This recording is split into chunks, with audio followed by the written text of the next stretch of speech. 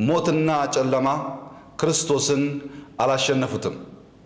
ከሕማማቱ በኋላ ስለሚመጣው ደስታ፣ ከሞት በኋላ ስለሚመጣው ትንሣኤ፣ ከጨለማውም በኋላ ስለሚመጣው ብርሃን ክርስቶስ ለደቀ መዛሙርቱ አስቀድሞ ነግሯቸው ነበር።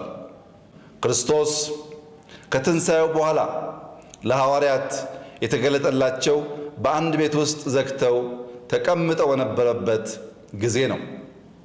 ዙሪያቸው በፈተና የተሞላ ስለነበር፣ በውጭ ፈታኞቻቸው ቆመው ስለነበር ሁሉም በቤታቸው ውስጥ ዘግተው ተቀምጠው ነበር።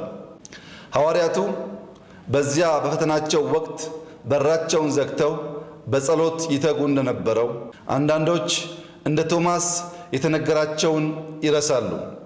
አንዳንዶች ለሚያልፍ ጊዜ የማያልፍ ስህተት ይሰራሉ።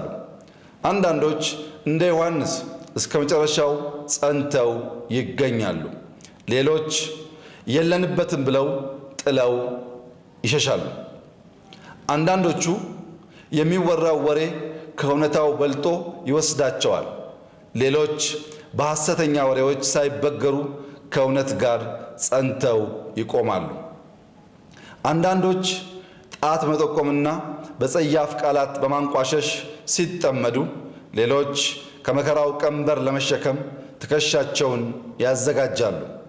አንዳንዶች እንደ ይሁዳ ከእንግልቱ ለማትረፍ ይሞክራሉ። ሌሎች የሕዝቡን መከራ ለመካፈል እንደ ዮሴፍና ኒቆዲሞስ ይመጣሉ።